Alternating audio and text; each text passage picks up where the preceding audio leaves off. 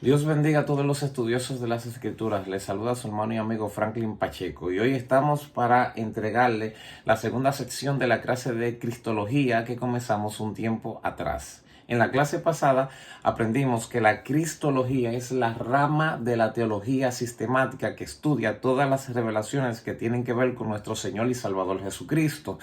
Les recuerdo que la teología es la ciencia que estudia las revelaciones divinas y que la teología se divide en tres grandes grupos, que son la teología fundamental, la teología aplicada y la teología sistemática. Que la teología fundamental es la que tiene que ver con los fundamentos de la iglesia y que es bíblica. Que la teología aplicada es la teología que tiene que ver con la praxis, la práctica.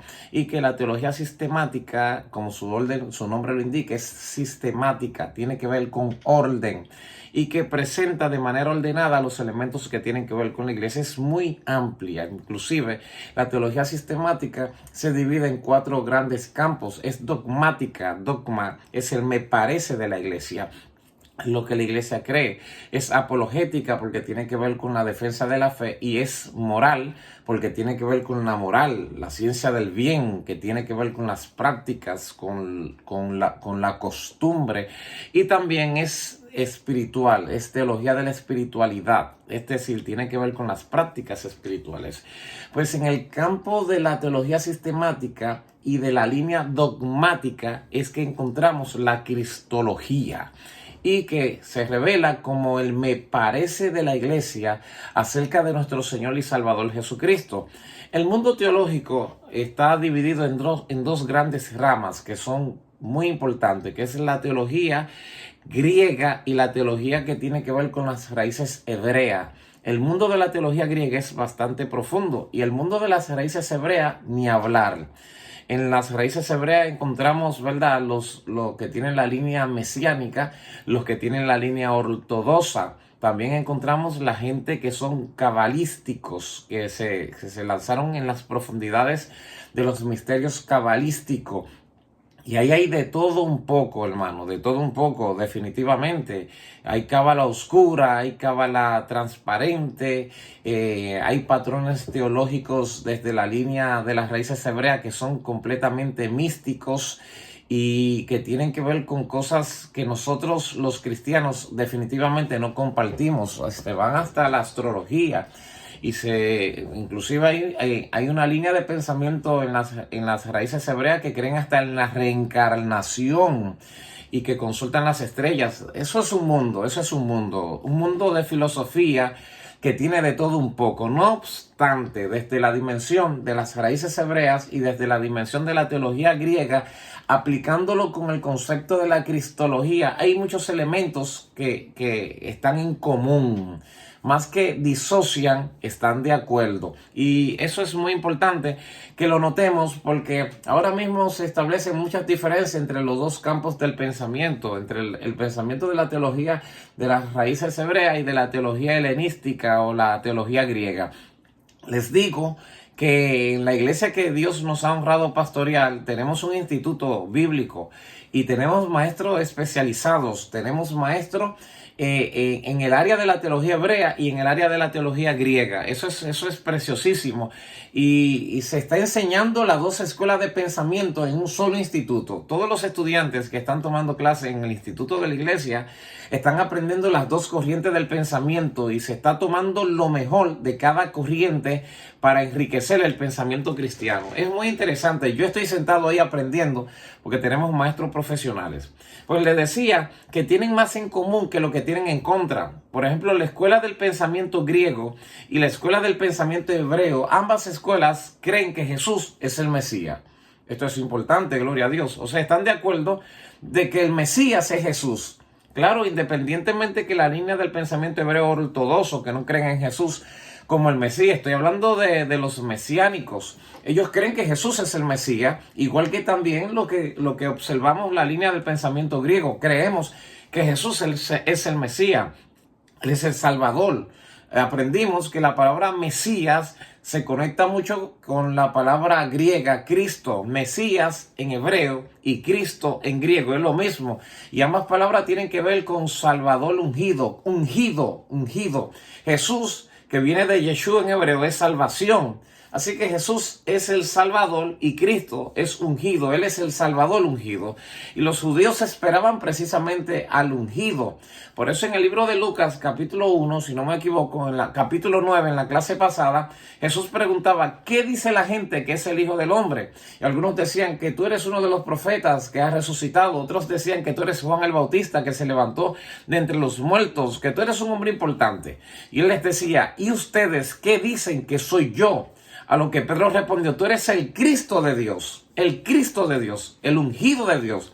En pocas palabras, Pedro le estaba diciendo, tú eres quien estamos esperando, el Mesías. Para los judíos, el Cristo, la unción del Cristo tenía 3 dimensiones y lo aprendimos en la clase pasada. Era sacerdotal, era profética y era real. Y vimos cómo se conectaban en Jesús estas 3 unciones. Así que las 2 escuelas del pensamiento están de acuerdo en lo mismo. Jesús es el Mesías.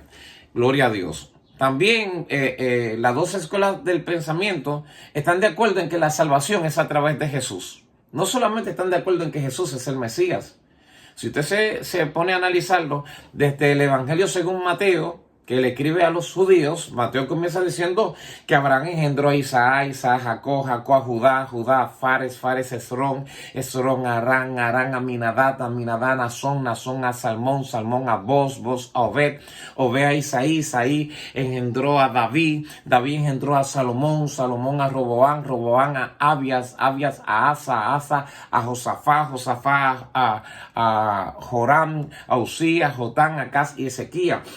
Luego Ezequías engendró a Jeconías y a sus hermanos antes de la deportación a Babilonia, y después de la deportación a Babilonia, Ezequías, Jeconías engendró a Salatiel, Salatiel a Zorobabel, Zorobabel a Abiú, Abiú a Eliaquín, Eliaquín a Sol a Sadoc, Sadoc a Aquín, a Eliú, a Matán, a Jacob, Jacob a José, esposo de María, de la cual nació Jesús, también llamado el Cristo. Mateo tiene la delicadeza de presentarnos la genealogía desde Abraham hasta José, el padre, el hijo de Jacob, del cual el que era esposo de María, de quien nació nuestro Señor y Salvador Jesucristo. Y esto indica que para los judíos, desde la dimensión de Mateo, cuando lo estaba presentando, ellos demandaban que Jesús, o el Mesías, mejor dicho, nuestro Jesús, tenía que tener una conexión directa con Abraham. Y no solamente con Abraham, con David. Y esa conexión tenía que aplicarse hasta el momento de su nacimiento. Así que todos estamos de acuerdo que en Jesús Jesús era el Mesías y que Jesús es el Salvador que ellos estaban esperando. Hechos capítulo 4, versículo 12, Pedro dice que en ningún otro hay salvación, porque no hay otro nombre bajo el cielo dado a los hombres en el cual podemos ser salvos, sino Jesús hombre. Y mire qué delicadeza también tiene Pedro cuando menciona esto, y qué agresividad. Él dice, no hay salvación en ningún otro. Nadie tiene salvación. No hay otro nombre, ni bajo el cielo ni la tierra, dado a los hombres en el que podamos ser salvos, sino el nombre precioso y poderoso de Jesús. Todos están de acuerdo también en esto. También están de acuerdo en la preexistencia de Cristo. Y es que Cristo tiene preexistencia, que ese es el tema que vamos a abordar en el día de hoy brevemente. También están de acuerdo en que Jesús es el verbo de Dios, que en el principio era el verbo era con Dios y el verbo era Dios. Este era en el principio con Dios. Todas las cosas por el verbo fueron hechas y sin él nada de lo que ha sido hecho fue hecho, y en él estaba la vida y la vida era la luz de los hombres. ¿Están de acuerdo con eso las 2 escuelas del pensamiento? Tanto los judíos y como la gente del pensamiento griego. ¿Están de acuerdo que Jesús es la palabra viva? Para nosotros la palabra viva, y para los mesiánicos la Torá viva, la instrucción viva. Jesús es la palabra viva. Gloria a Dios. ¿Están de acuerdo que todas las tipologías del Antiguo Testamento se cumplen en nuestro Señor y Salvador Jesucristo? Así que en esta clase de hoy y en la próxima clase vamos a tratar temas como la preexistencia de Jesús, las tipologías de Jesús y el legado de Jesús como nuestro Señor y Salvador, Ahora bien, ¿Jesús tiene preexistencia? Sí, sí. ¿Y qué es preexistir? Preexistir es simplemente existir antes de manifestarse. Eso es simplemente el concepto de la preexistencia. Pero te digo que este concepto de la preexistencia no solamente se cumple en nuestro Señor y Salvador Jesucristo, también se cumple en nosotros. Nosotros tenemos preexistencia. Es decir, tú exististe antes de manifestarte. La grandeza no está en que tú exististe antes de manifestarte, sino en Dios que te hizo existir antes de tu manifestarte. No te sientas grande porque tú tengas niveles de preexistencia. Agradece a Dios que te hizo existir antes de manifestarte. Y la Biblia habla de esto. En Jeremías 1:4 hay un texto muy poderoso donde el profeta Jeremías dice: vino pues palabra de Jehová a mí diciendo, antes que te formases en el vientre te conocí. Oye, qué poderoso. Y antes de que nacieses te santifiqué y te di por profeta a las naciones. Oye lo que dice: antes de que te formases en el vientre yo te conocí. ¿De qué está hablando Dios? Para tú conocer a una persona tiene que existir. Pero Él está diciendo, antes de que tú existieses, yo te conocí. Antes de que tú nacieses, yo te aparté. Y antes de que tú fueses lo que tú eres, yo te di por profeta de las naciones. Lo que Dios está diciendo es que tu existencia no es lo que tú conoces ahora. Tú tienes existencia antes de tú ser lo que tú eres ahora. Es más, tú eres lo que tú eres ahora porque lo fuiste antes de serlo. Yo te destiné para eso. El hombre tiene preexistencia. Entonces, ¿y cuál es la diferencia entonces? La diferencia es que la preexistencia del hombre, el hombre existe antes de existir. Pero la preexistencia de Cristo es que Cristo existe antes de que todo existiese. Antes de que existiesen los cielos, antes de que existiese la tierra, antes de que existiese el universo, antes de que hubiese algo, ya el Señor Jesús existía. La preexistencia de Cristo precede a nuestra propia existencia. Inclusive nuestra existencia es a partir de su existencia. Por eso en Él vivimos, en Él somos y en Él estamos. Yo no hubiese podido tener preexistencia si en mi preexistencia Jesús no hubiese existido. Es decir, mi preexistencia es a partir de su propia existencia. Su existencia antecede mi existencia. Y eso es lo que hace grande la existencia, la preexistencia de Jesús. Romanos 8:29, oiga lo que dice. Porque a los que antes conoció, también los predestinó para que fuesen hechos conforme a la imagen de su Hijo. En otras palabras, Jesús es el molde de mi existencia y que se revela y que mi preexistencia se revela a partir de ese molde. Pero lo dice, a los que antes conoció, también los predestinó para que fuesen hechos conforme a la imagen de su Hijo, para que Él sea el primogénito entre muchos hermanos. Y a los que predestinó, a estos también llamó. Y a los que llamó, a estos también justificó. Y a los que justificó, a estos también glorificó. ¡Wow! ¡Qué precioso! ¿Qué pues diremos a esto? Si Dios es por nosotros, ¿quién contra nosotros? Indica que el conocimiento de Dios de nosotros nos da preexistencia. Pero Él dice, a los que antes conoció, a esto también predestinó. Y a los que predestinó, a estos también llamó. Y a los que llamó, a estos también glorificó. Y a los que glorificó, a estos también justificó. Y revela esta estructura. El conocimiento, la predestinación, el conocimiento, la preexistencia, la predestinación, el llamamiento, la justificación y la glorificación. Esto tiene que ver con nosotros, pero a partir de la personalidad de nuestro Señor y Salvador Jesucristo. Así que Jesús tiene preexistencia. Se revela en Juan capítulo 1, versículo 1, que ya lo mencionamos. También se revela en Juan capítulo 8, versículo 56. Oiga lo que dice la palabra de Dios, estudioso de las Escrituras. Abraham vuestro padre se gozó de que había de ver mi día. Lo vio y se gozó. Entonces le dijeron los judíos, pero que aún tú no tienes 50 años y has visto a Abraham. Jesús le dijo, de cierto os digo, antes que Abraham fuese, yo soy. Esto no lo puede decir todo el mundo. Esto lo puede decir un esquizofrénico, un loco o alguien que tenga las cualidades del Mesías o del Cristo.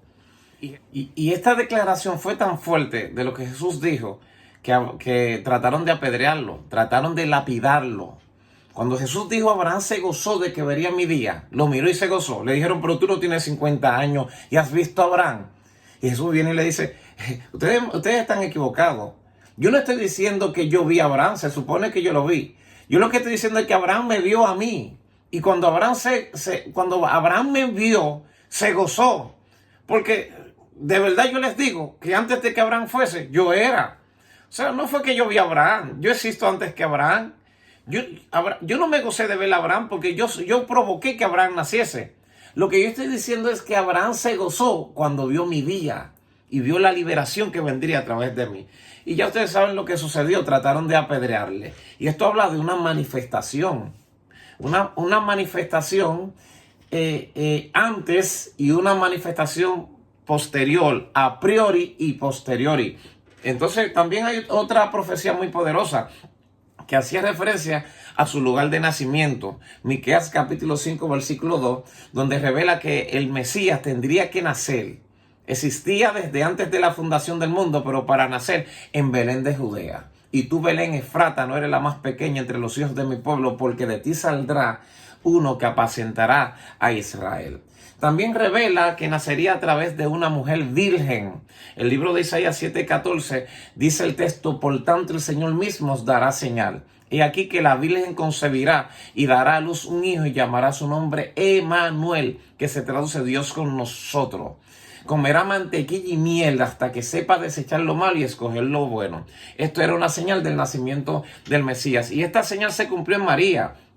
Por eso te encuentras que en el Evangelio de Mateo, el capítulo 1, del 18 en adelante, se abre con una anunciación. Una anunciación que es cuando el ángel visita a José, porque dice que había un hombre justo llamado José, ¿te acuerdas de la línea de Jacob, que era su antecesor? Acuérdate que Eliú, Jasol, Jacob, Matán, Aquín, José, etcétera, marido de María, de la cual nació Jesús, llamado el Cristo. Encontramos que este hombre, José, se había comprometido con una mujer virgen, pero antes de que se juntase, encontró que había concebido. Dice que como él era justo, trató de dejarle secretamente, porque él dijo, yo no toqué a esta mujer, yo no le he puesto la mano encima. ¿Cómo que esta mujer quedó embarazada? Me imagino que María no le dijo lo que había sucedido, porque cuando el ángel visitó a María en el libro de Lucas, en el capítulo 1 encontramos las dos visitaciones del mismo ángel Gabriel, una a Zacarías, que era de la clase de Abías, acuérdate, que era uno de los descendientes de los hijos de Leví. Acuérdate que en la línea sacerdotal, Leví tiene a Gerson, Merari, Coaz, y de Coaz viene una línea sacerdotal bastante poderosa, porque de Coaz viene Moisés, de Coaz viene Aarón. Aarón tiene 4 hijos, Nadab, Abiú, Eleazar e Itamar. Entonces Dios mata a Nadab y Abiú, y de Eleazar e Itamar salen las 24 clases sacerdotales. En la clase de Eleazar, que era la más grande, tenía 16 clases, en la de Itamar tenía 8 clases.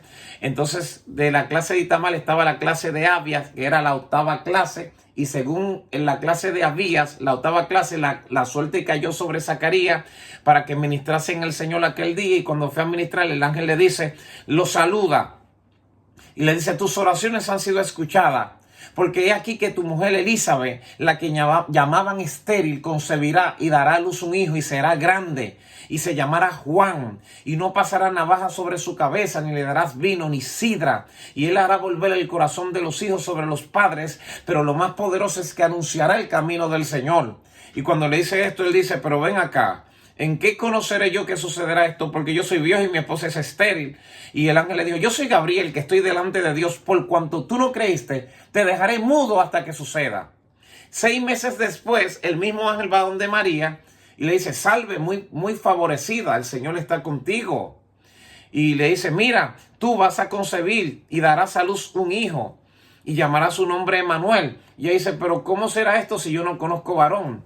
La gente siempre presenta los dos argumentos, el de Zacarías y el de María, y dice, pero si Zacarías dudó y lo castigó. ¿Por qué María no la castiga? El problema es que eran dos dimensiones diferentes. Zacarías dice, ¿en qué conoceré esto? Es como pidiendo una señal. O sea, no, como diciendo, yo no tengo capacidad para entender esto. Pero María pregunta, ¿cómo será esto? Ella no dijo en qué conoceré, no pidió señal, ella dijo cómo será. Y el ángel le explicó, el Espíritu vendrá sobre ti, el poder del Altísimo te cubrirá con su sombra, por lo cual el santo ser que nacerá será llamado Hijo de Dios. Ve, esta es una manifestación de aquel que existe antes de manifestarse, porque tiene preexistencia antes de todas las cosas y que ahora se está cumpliendo la profecía, vendré a través de una mujer virgen. Y ahí están las dos anunciaciones. Pero Jesús no solamente tenía preexistencia, también tenía presciencia. Eso es una manifestación extraordinaria y una cualidad que solamente la tenía el Mesías. En el Evangelio de Juan, capítulo 2, versículo 23, oiga lo que dice. Estando en Jerusalén, en la fiesta de la Pascua, muchos creyeron en su nombre, viendo las señales que hacía. Pero Jesús mismo no se fiaba de ellos, porque conocía a todos y no tenía necesidad de que nadie le diese testimonio del hombre, porque él sabía lo que había en el hombre. Oye, dice, los conocía a todos y no tenía necesidad de que nadie diese testimonio del hombre, porque los conocía a todos los hombres que estaban allí. Eso hacía referencia a una cualidad que solamente el Cristo y el Mesías tenía presencia. Entonces, en la próxima sección, en la próxima clase, vamos a continuar con la tipología, las tipologías del Antiguo Testamento que se revelan en Cristo por medio del Nuevo Testamento, los elementos tipológicos, y también vamos a hablar acerca del legado de Jesús, si el tiempo nos da. Dios le bendiga mucho, estudiosos de las Escrituras. Un placer saludarle. Acuérdense, su hermano Franklin Pacheco de este lado. Que el Señor les bendiga. Sigan estudiando la palabra de Dios, porque las riquezas del cielo reveladas en la tierra están en ellas. Que Dios les guarde.